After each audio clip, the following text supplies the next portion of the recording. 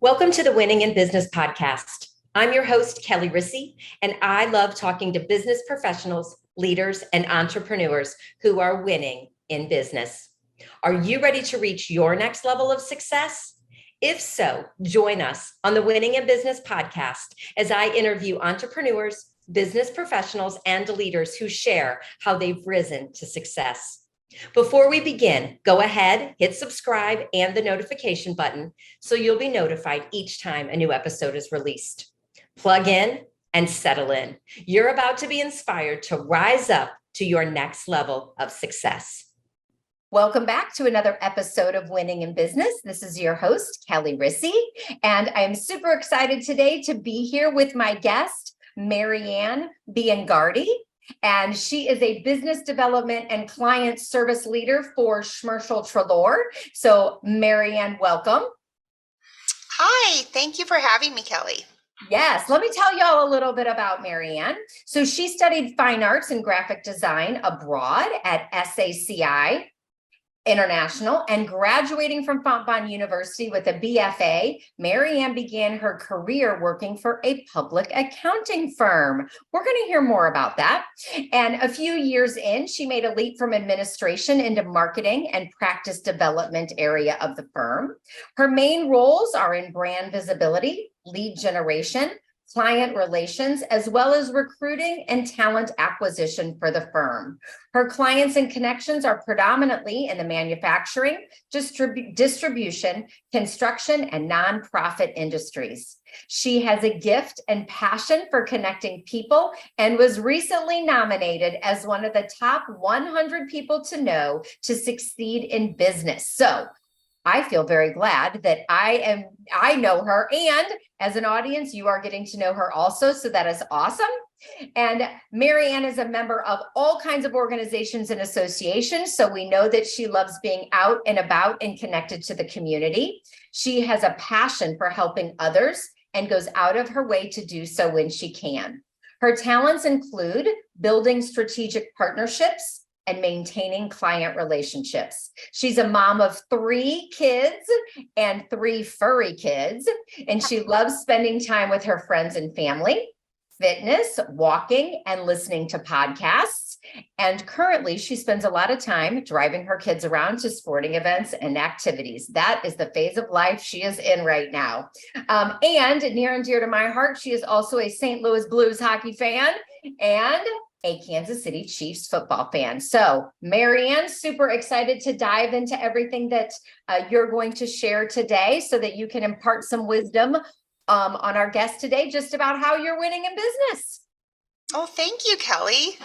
Yeah, so tell us, how did you get into doing what you're doing? So you went from studying fine arts and graphic design, and then you ended up in a public accounting firm. So share kind of how that transition happened.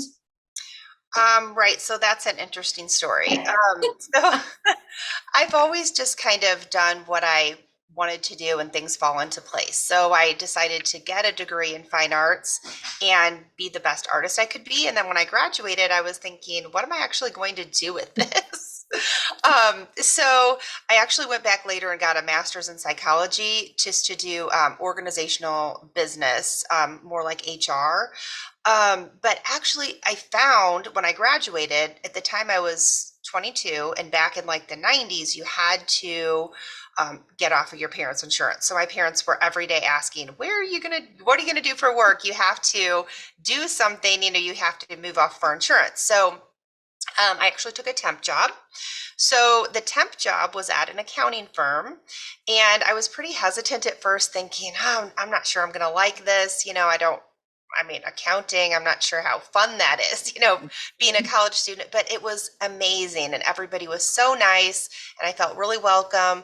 I was the administrative assistant and moved up from there just to the executive assistant to the partners. And they kind of did this personality test to see if I would be a good fit for both. And Mark O'Donnell, the managing partner at the time, said they interviewed like 30 people, and my personality match on the disc test matched both partners. And he's like, I guess we're hiring an art major. So after that, he kind of wanted me to use my art skills for the website, graphic design. And then they realized that I can talk to people and a lot of our accountants can't. So they asked if I wanted to move more into a business development role. So that worked out really well because I love connecting with people. And that was kind of the start of this whole thing. And I just realized, in hindsight, I probably should have been maybe a communications major, business. I just like that so much. So then I just join all these organizations, host events for them, and 20 years later, here we are. That's fantastic. And I feel like whenever I read about you, right, that you were, I feel like that's what I read. You were one of the top 100. And I was like, well, I feel like I should meet her.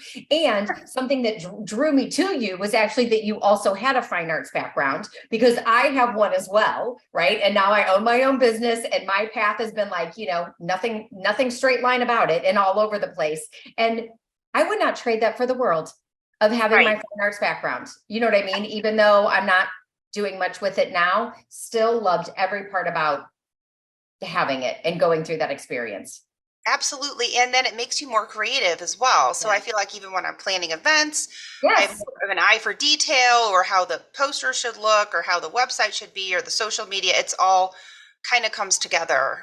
Yes. And something very interesting. I heard a woman speak today, and we were speaking about, this is for the women that are out there. She was speaking on femininity. And one of the things that women actually do is they kind of suppress their creativity. And so look at you being able to be creative in all your different ways, in your job, and that it's able to come out. And I think, that's awesome that you get to do that. So, and I know you enjoy and love planning the events. You do that. And that's something that makes you out in the community, correct? Of how you're meeting all these people and know everybody.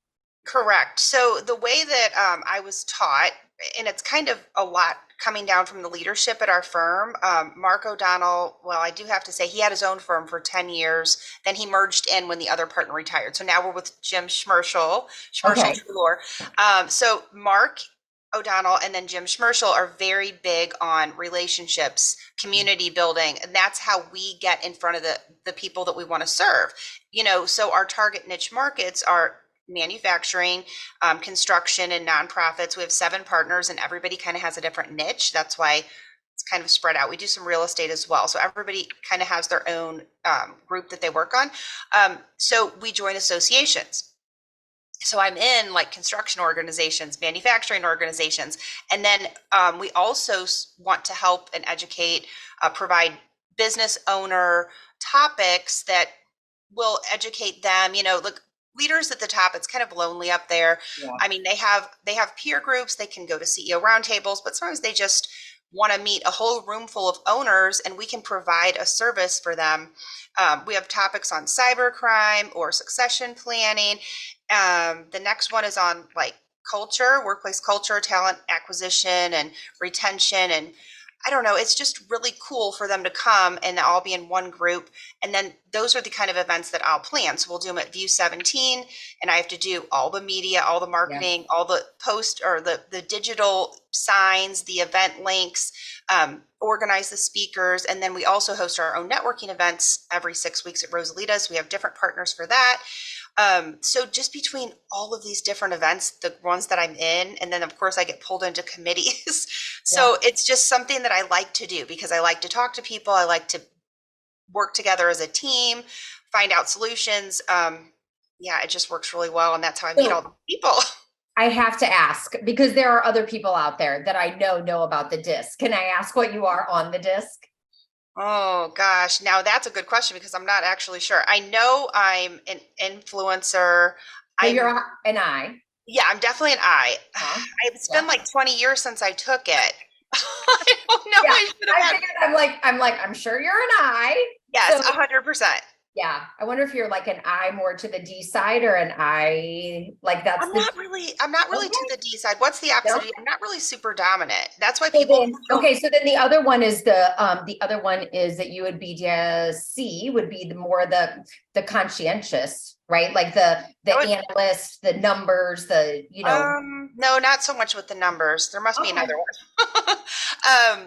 But no, I'm not super dominant. So a lot of salespeople are the dominant influencer.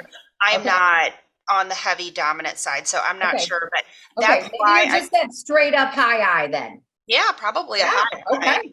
That's awesome. Yeah, I'm a high I as well. Yeah, so awesome. Okay, so then the big thing about this podcast is winning in business. So tell us some of your ahas, whether it's mindset, skills, qualities, whatever that you want to share that you feel like have really contributed to your success along the way. Oh, sure.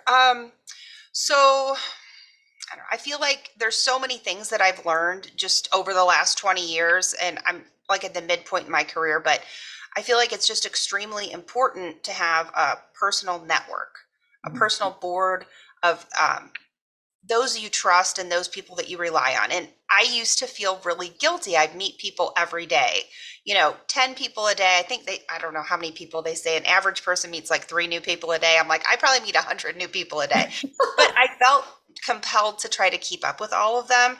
And I can't even sleep, and I don't know. I'm trying to keep these lists and follow up, and it doesn't work. I mean, there's some people that just kind of fall off, and there's really not a lot you can do about it. So Uh-huh. don't feel guilty about that. Just get your personal board of those people that your visions align, your values align, and you work really well together. Jennifer Bardot, of course, Shannon at Commerce Bank, and Maria at Spoke Marketing. So I kind of have somebody from every niche. Like you don't want any competitors in the same group per se, but it just works really well. And then we work great together. We can go over our list. We can plan events together. And if I need, if we're hiring somebody like an accountant, who do you know? Does Yeah. anybody know any young accountants? Does anybody, I need an event to rent tables from somebody for our event. Who knows a table vendor? I mean, and then we can reach out to that grit community as well that Jennifer started. So it's extremely important to have that team, the personal board, people you can trust.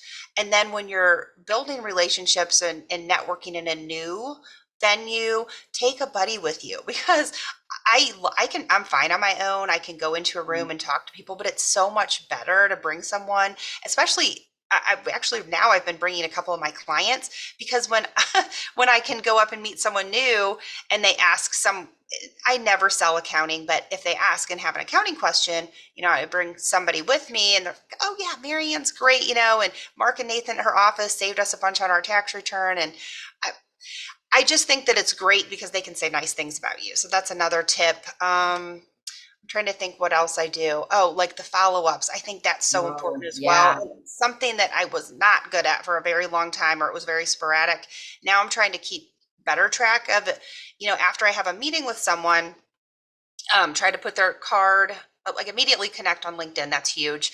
Yes. Um, and then try to put them into our sometimes it falls off the radar for a week or two. I always connect on LinkedIn first, but then I have a stack of business cards or Mhm. names I want to enter into our email database so you get invited to our events. And then if it's somebody like, I definitely have to have a coffee with this person. I need a one-on-one. I set a calendar reminder or try to set up an appointment right away. So that follow-up is just so important. And then I'm trying to be better about working in our CRM. We use HubSpot so that I can set reminders for myself. If I haven't talked to so-and-so in 3-4 weeks, I need to check in and see how they're doing. And if they want to Yes. meet up and then invite them to our events, which is a nice soft opening as well. You never have to sell anything. You can just say, hey, we're having these 3 events. Come on if you want and bring whoever, so they feel comfortable coming. Yes. Yes. And as we know, what is the saying? The fortune's in the follow-up. And so Yes, that is it's so such a key, true. and So I true. love that you gave the tips of, what you're doing for follow-up.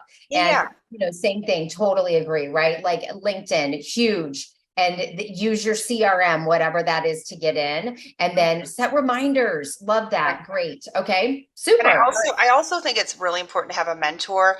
And I have people that ask, how can I find a mentor? It's actually kind of hard. You can't just walk up to somebody and, well, I guess you could actually, but mine is just the partner at our office. And over time, we just built this really close relationship. And I didn't ask him to be a mentor. I mean, I just worked with him so well. And then I found myself texting, asking questions. What should I do in this situation? And he never gives me an answer. He's like, well, let's think of all the possibilities, or what do you think we should do, or from past experience. But so that's how they're not going to just feed you answers. That's not a good mentor. You need someone who's going to challenge you, and that's going to help you grow. And then I try to help others too. So it's funny, Mark's kind of helped me, and I had this intern, Abby, that was working with us for the past 8 weeks. She was helping Jennifer and I put together the Grid Expo. And now I find myself saying the same things to her. And I'm like, okay, well, why don't you look at this? Because in the past, I would have just done it for her. And that's not how she's going to learn, Right. I mean, it's just, we have to think about it as the same thing as our, I say this, relatively, right? But our kids, anyone coming up in the business community, right? At some point, they have to learn to do it themselves. They have to be a critical thinker themselves, which a mentor providing those questions to lead them where, instead of just telling the answers, right? I mean, that's just kind of the same thing we do as parents. At some point you switch over to well, what would you do? I know. Exactly. And I love when you get to that point in your career, that, and sometimes I think you're in the place in your career where it's still great to have a mentor, and you can also be a mentor. You know what I mean? And that you're kind of in that sweet spot of, I have one and I can be one. Yeah. And then at some point you're transitioning to being the mentor all the time, because you are. And, when you said just finding a mentor, I feel like anyone that is at that point in their career and they have done it long enough, and they're at the top, right? There's really nowhere else to go. They love mentoring. They want to share their knowledge. They want to help bring people up, because eventually, in, a few years, they're retiring. And so they want to give back and give everything. So those are the ones that I feel like really are great mentors, because they love doing it and they have a heart for it, and it's what they want to do. Right. Yeah. And they want to serve. And that's what Mark definitely wants to do. And I like to do that too. Now that I've had him help me so much, I want, exactly like you said, I want to help others. So if I can do anything to help anyone. Oh, that's the other thing. You should always, when you meet someone new or you want to build a referral relationship, you should help them and expect nothing in return right away. Don't think if you hand them a lead, you need one back right away. It shouldn't be like that. So, but eventually, if you notice you are giving and getting nothing back, you can kind of pull away. You know what I'm saying? You don't want to just have a one-sided relationship, but you should always help and serve and just give first and just expect nothing back. Yes. Right away. Yep.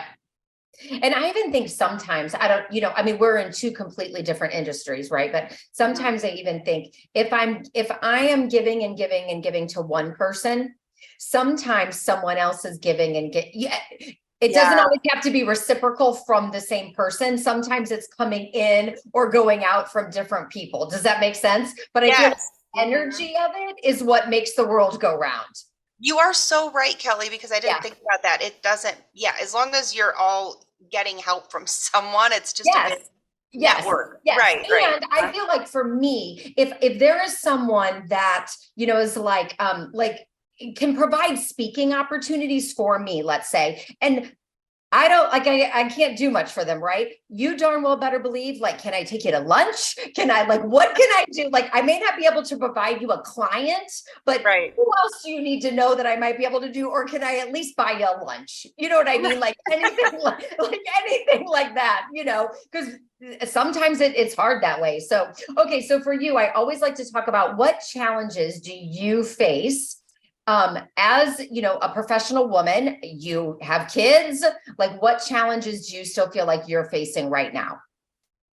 I think the biggest challenge is honestly the time management. And I have a sales coach that I work with, and he actually told me, once you figure out the time management and how to structure your day and week, you will be unstoppable. That is the biggest holdup for a lot of people, like especially mid-career. I still am. I can be an energizer bunny and just keep going and, never really shut off. Some people are like, I get emails from you at 11 o'clock at night. So I don't really have a traditional day in the sense that I get my kids to school. I don't really start work till 9:30. It kind of goes into like 3:30, when they all start coming in. We have a break for a couple hours for dinner, sports, get back on the computer later at night. But it's just the time management, because I feel like I always have a running to-do list in my head. I like emailing myself, and there just has to be a better way. So over the last month, I've really tried to start. It's interesting. Your podcast is winning in business. It was called Winning the Week. I saw somebody, have this Instagram, Facebook ads work because that was on there. So I listened to this webinar, and it really did make sense. It's like things that they didn't really teach me in school. Plan your week ahead of time. I mean, this seems like so easy if you really just think about it, but a lot of people dread carving out that time to even plan the week, because it's like, why should I give up part of my weekend to do that? But if you just take I can't remember the guy's name. He said, make it fun. Go to a fun restaurant, have a coffee, maybe you and your, him and his wife would go to this French cafe, not really in France, but up the street that mimicked one, and plan for an hour. And then they would actually like it, because they could say, oh, we're going to get our latte. We're going to plan, sit on this beautiful patio, and they got it done, because it helped so much. Now I'm starting to do that. And then my boss is happy, the partners are happy. I'm sending them what I'm going to be working on. I know where I'm going. It used to be just, I'd get up, oh, where am I going today? Then I was late for everything. So now it makes so much more sense, but I still have a lot to learn. I mean, this is a work in progress, but I think that's my biggest challenge. If you have somebody who's an expert on time management, that should be your next podcast. Well, interestingly, because that's actually one of the things I coach people on is time management. Are you serious? That's something. Oh yeah, because when you look at stress, one of the things that I do is big on stress management. And what causes stress? Time management. You know what I mean? So it really is about that. So, and good for you for finding, you know what I mean? For trying what's working for you and figuring that out for sure. So yes, that is definitely something that business owners struggle with, that professionals struggle with, especially when you are looking at, when you have kids and you're working on that schedule as well, plus you're busy, plus you're out and about, right? If you're out doing networking and events and all that stuff, you're not always just sitting in an office. Then it's the drive time and the transition, you know what I mean? All of that stuff and sometimes that's the part that people miss too, is they forget to schedule that time in. Oh, I actually need a drive time in there. And you know what I mean? Stuff like that. So I always forget the drive time. Yes. Always forget the drive time. I just make the appointments. Right. So that's actually the sales coach that we've worked with for years, Tom Woodcock. He partners with us on our events. He told me this tip: if you kind of time block 2 hours, I don't know if you do this. Is this what you do too? Yeah. Never thought about this before. So he does a 9, 11, a 1, and a 3. And even if it kind of rolls over, you can only make 4 appointments in a day. You can't possibly do anything more, or you are killing yourself. So that's good. That's good. Yeah. Okay. So what are your goals moving forward? Oh, goals. So I'm marketing manager. I would like to be maybe marketing director, C-suite, official C-suite position. Yes.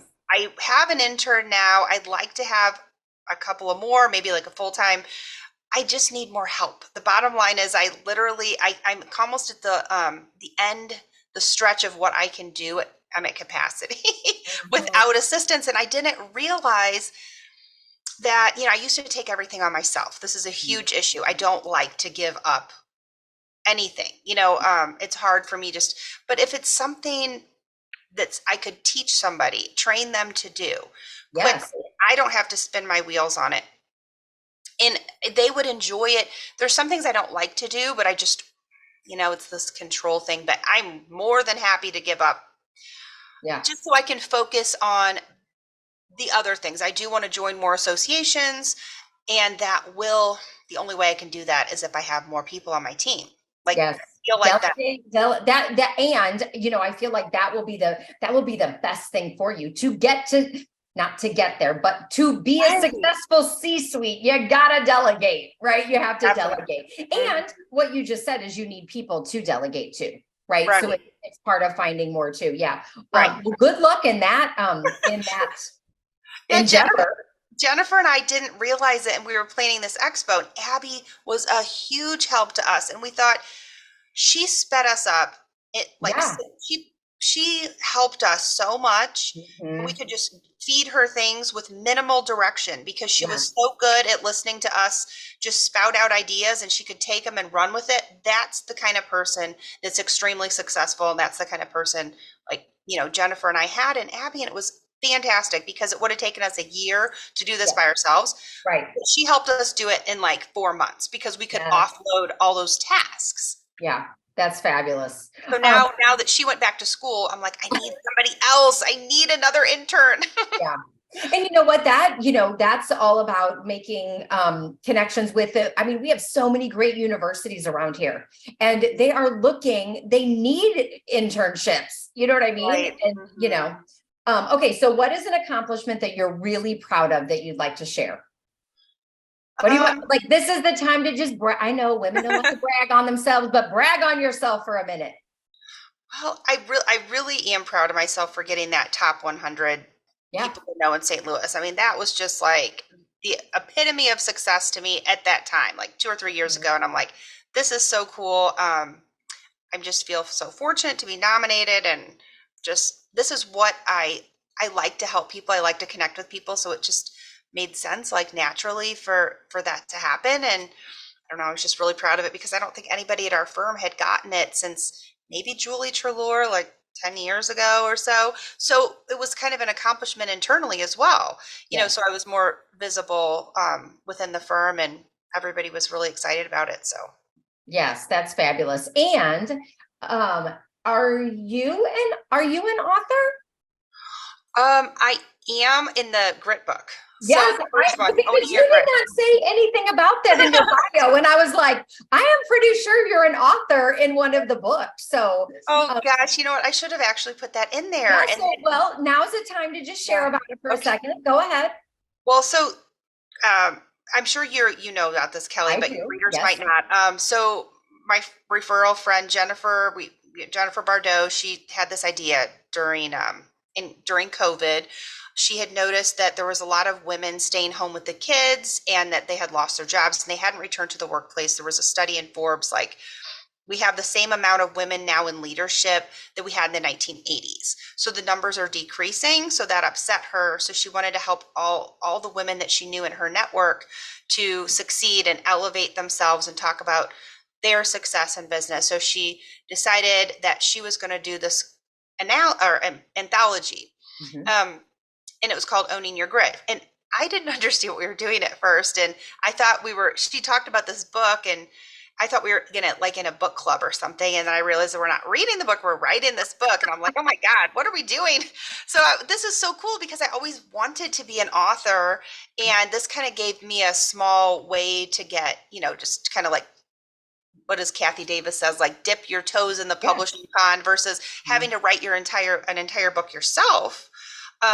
We each get to write our own chapter. So she had 40 women in the book. We each wrote 1,500 words, and we could all talk about something having to do with the grit, growth, resilience, intention, and tenacity. And I think Jennifer's was another thing that sparked hers. Like when she was younger, her teachers told her that she would never graduate from college because she couldn't read. And later it came out that she was just dyslexic. Yeah. So, but that really held her back. So she is always trying to achieve things. So it's not fair to pigeonhole somebody into this. You're not going to do this. You're not going to do this. So this is a way for us all to talk about ourselves and the way that we've grown, been resilient. Mine was about when my daughter was sick. She had autoimmune disease. It was the same one the little girl on the blues had, Layla. Oh yeah. Yeah. So my daughter had HLH back in 2013 to 2015, and it was like the scariest time of my life, but everybody was so supportive from work. I had unconditional support, my neighbors, all these relationships I had, people were bringing dinners, and Mark and Jim, like, they gave me like ultimate time off work, and like super supportive, and anything we needed. My best friend had like a trivia night for us because I wasn't working for 2 years. So to pay all those bills and house bills and everything, just how this unconditional support got us through that situation. And my daughter's totally fine now. And we went back and forth for years on for the 2 years for treatments in Cincinnati. So we're really close to Wings of Hope. And now it's like coming full circle. So Claire is like a little spokesperson now for Wings of Hope. We were just at their event a few weeks ago, and she's going to go to the gala, their big like fundraising gala. So her and I are going to go. And I mean, it's so cute. Like, she just gets up there, and I mean, she's so charismatic. And I'm like, this is so cool. How cool would it be for the child that they flew? Now she gets to meet all the pilots that flew her. She can be in their promotional videos. Like, it's just coming back full circle. So, yeah. Oh, that is, well, what an amazing story. I'm so glad we talked about that, because if not, that story would not have been shared. So congratulations on being an author. Congratulations on just your daughter being successful, making it, through the disease and coming out on the other side in her recovery and everything. That's so wonderful. And all the people that were there I mean, literally when you were telling the story just about the community, like I get chills around that. You know what I mean? When we all come together and support people and help people, that is literally what makes the world go round.